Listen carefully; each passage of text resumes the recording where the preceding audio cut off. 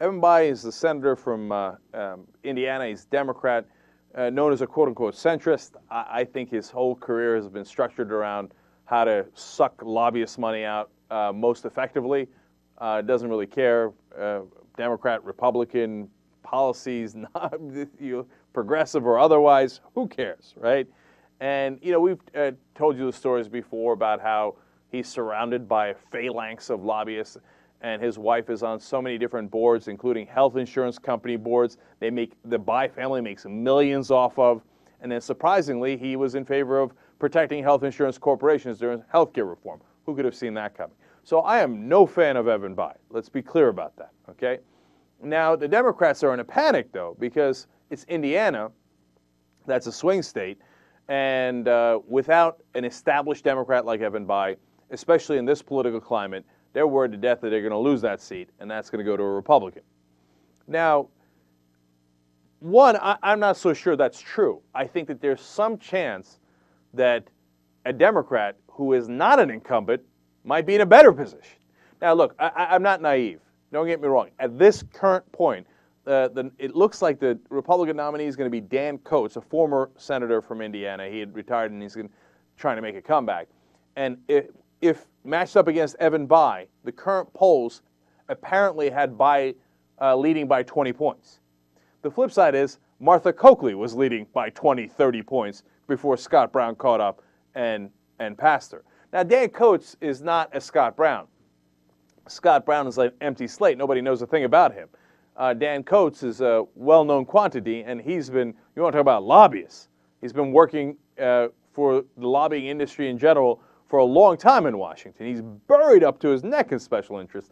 In my opinion, the Republicans couldn't have run anybody worse in Indiana. So maybe a non-incumbent winds up helping the Democrats in some ironic way. Now, I wouldn't have banked on that. I'm not saying that that's the direction they should have gone. But given this situation, don't cry too much that Evan Bayh is gone. But my real question is, why did Evan Bayh make this decision so damn late? Because now, in order for anybody to run for that seat, the filing deadline's on Friday. They got to go to every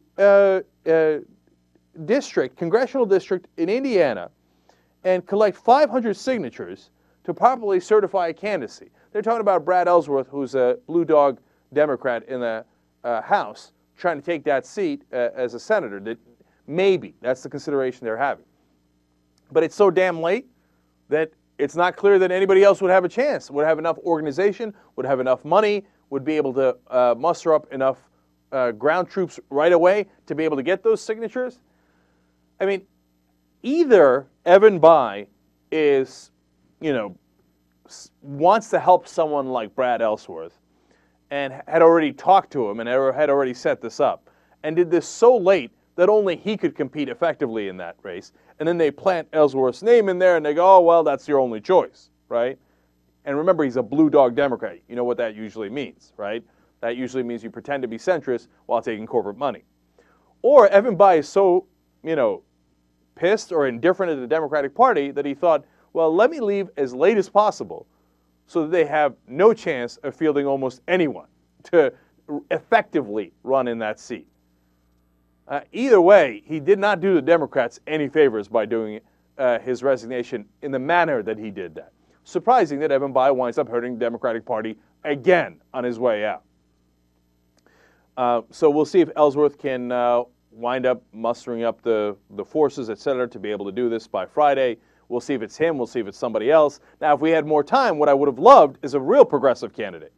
Someone who goes up against Dan Coats and goes, look, I'm not in Washington, and I didn't sell out to any corporate lobbies. Dan Coats, I can prove it to you. I mean, here's the money he took from this corporation and this lobbying group, et cetera. This guy is as bad as it could possibly be. If you had a real progressive candidate in Indiana, I don't care. Look, see, because the thing is, again, this is all the way that the Washington media frames it, that's all wrong, right? Because they say, oh, a progressive candidate can't win in Indiana because Indiana is a fairly conservative state. But the voters aren't worried about conservative or liberal. Look at Massachusetts. They're worried about, are you a corporate sellout? Or are you going to represent the voters' interest? Special interest or voter interest? They just did a poll on this. And people said that they thought 80% of the American people thought that their congressman represented special interests and not the voters. Only 13% thought they represented the voters. That's the real issue. So could a progressive have a chance in Indiana if he said, I'm going to represent you, and Dan Coates isn't? Absolutely. Absolutely. It's not a progressive or a conservative issue.